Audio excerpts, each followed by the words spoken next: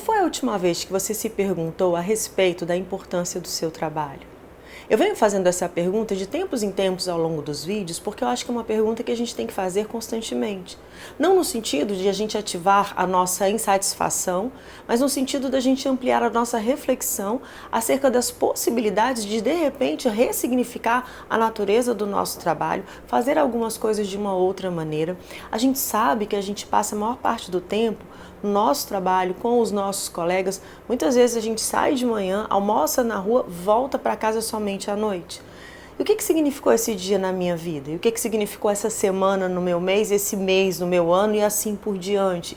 Muitas vezes, quando a gente passa muito tempo fazendo a mesma coisa, a gente tende a desensibilizar-nos em relação àquilo que a gente faz. Aquilo que costumava nos estimular em algum momento, ele passa a ser um pouco indiferente.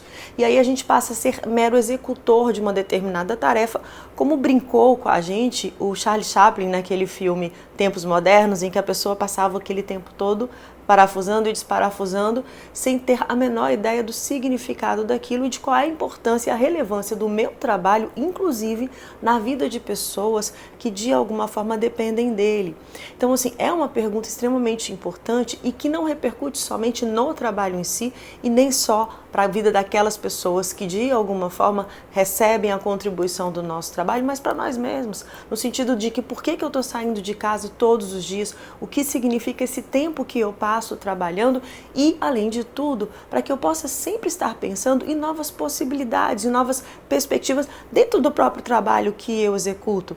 Tem um filme que eu gosto muito chamado A Vida em Preto e Branco, que a pessoa, ele tinha uma determinada lanchonete, ele fazia sempre as coisas do mesmo jeito, na mesma ordem, na mesma organização, porque em algum momento ele entendeu que isso seria necessário para que ele otimizasse o tempo dele.